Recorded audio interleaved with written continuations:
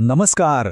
भारताच्या गावागावांमध्ये डॉक्टर पोहोचण्याआधीच आरोग्याची काळजी घेणारी एक अत्यंत महत्त्वाची व्यक्ती असते.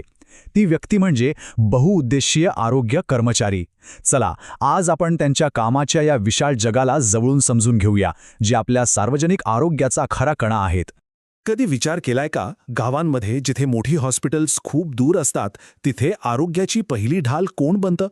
डॉक्टरांपर्यंत पोचण्याआधीच कुटुंबांना आधार देणारी ती व्यक्ती नेमकी कोण असते? चला, या प्रश्नाचं उत्तर शोधूया.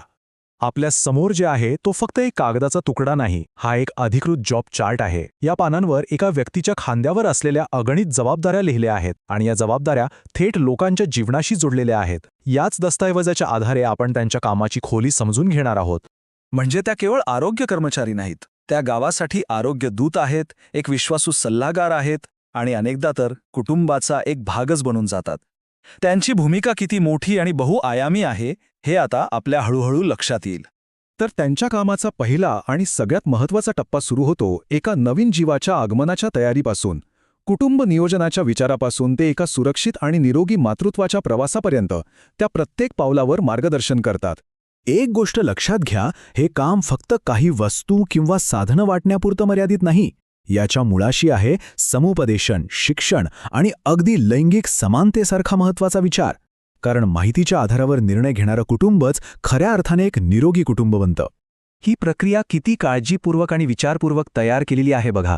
अगदी पहिल्या दिवसाच्या नोंदणीपासून ते धोक्याची चिन्हे ओळखून वेळेवर मदत मिळवून देण्यापर्यंत प्रत्येक पावलावर त्यांची भूमिका आई आणि बाळासाठी अक्षरशः जीवनदायी ठरते. आता येतो तो सगळ्यात नाजूक आणि महत्त्वाचा क्षण, एका नवीन जीवाचं जगात स्वागत करण्याचा. बाळाच्या जन्माच्या वेळी त्यांची जबाबदारी कित्येक पटीने वाढते आणि इथेच त्यांची भूमिका निर्णायक ठरते. हा 40% आकडा साधासुद्धा नाहीये. बघायला गेलं तर हा फक्त एक नंबर आहे. पण हे केवळ एक सरकारी लक्ष्य नाहीये, तर यामागे माता आणि बालमृत्यू रोखण्यासाठी उचललेलं एक खूप मोठं पाऊल आहे. धोक्याची शक्यता असलेल्या प्रत्येक आईला वेळेत हॉस्पिटलमध्ये पोहोचवणं हे या आकड्यामागचं जीवनदायी काम आहे. आणि हेच त्यांच्या कामाचं सार आहे असं म्हटलं तरी चालेल. बाळंतपणावेळी एका कुशल व्यक्तीची उपस्थिती आई आणि बाळ दोघांचेही प्राण वाचवू शकते. आणि हे घडवून आणणं हे त्यांच्या सगळ्यात महत्त्वाच्या कामांपैकी एक आहे. इथे एक गैरसमज होऊ शकतो की बाळाच्या जन्मानंतर काम संपलं, पण खरं तर इथूनच त्यांचं अधिक महत्त्वाचं काम सुरू होतं. जन्मानंतरचे पहिले काही दिवस आई आणि बाळासाठी खूप नाजूक असतात आणि याच काळात घरी जाऊन त्यांची काळजी घेणं अत्यंत महत्त्वाचं ठरतं.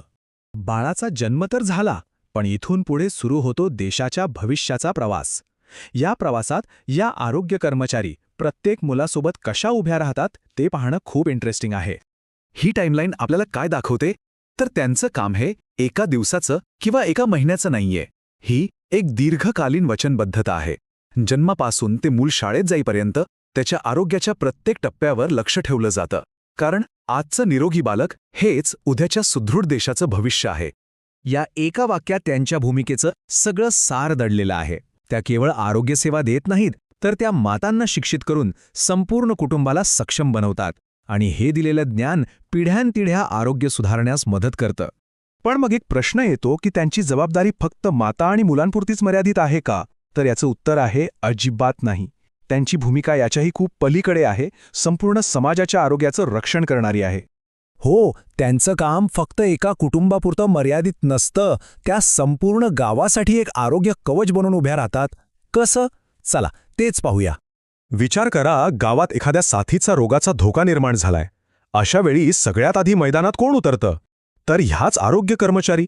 त्या फक्त आजार ओळखत नाहीयेत, तर तो पसरून नये म्हणून थेट फील्डवर उतरून काम करतात. गावातील लोकांसाठी त्या जणू काही चालता बोलता दवाखानाच आहेत. सर्वात जवळच्या आणि सहज उपलब्ध असलेल्या आरोग्य सल्लागार. छोट्या मोठ्या आजारांवर प्रथमोपचार करण्यापासून ते गंभीर आजारांसाठी योग्य ठिकाणी मार्गदर्शन करण्यापर्यंत त्या आरोग्याच्या प्रत्येक गरजेसाठी हजर असतात. आत्तापर्यंत आपण त्यांच्या कामाचा एक भाग पाहिला, जो खूप मायेचा आहे, काळजीचा आहे. पण या कामाला एक दुसरी तितकीच महत्त्वाची बाजू आहे, आणि ती म्हणजे नोंदींची, रेकॉर्ड्सची. या दोन्ही गोष्टींमधूनच त्यांची भूमिका पूर्णत्वाला जाते. हे जे रजिस्टर्स किंवा नोंदी दिसतायत ना, ही फक्त कागदपत्र नाहीत. खरं तर या सार्वजनिक आरोग्याच्या कथा आहेत. प्रत्येक नोंद एका व्यक्तीच्या आरोग्याची कहाणी सांगते. आणि याच डेटाच्या आधारावर सरकारला योग्य आरोग्य योजना आखायला आणि त्या राबवायला मदत होते. म्हणजे बघा, एकाच व्यक्तीमध्ये या दोन भूमिका किती सुंदरपणे एकत्र येतात. एकीकडे त्या लोकांच्या घरी जाऊन त्यांची मायेने काळजी घेतात, तर दुसरीकडे तितक्याच काटेकोरपणे सगळं प्रशासकीय काम सांभाळतात.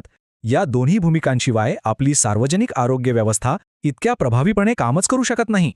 तर या आहेत आपल्या आरोग्य व्यवस्थेच्या खऱ्या शिल्पकार, खऱ्या अर्थाने आधारस्तंभ. त्या आपलं काम तर चोख बजावतात, पण त्यांना त्या कामासाठी आवश्यक असलेलं प्रशिक्षण, संसाधने आणि सगळ्यात महत्त्वाचं म्हणजे आदर मिळतो का, हा प्रश्न आपण सर्वांनी स्वतःला विचारायला हवा.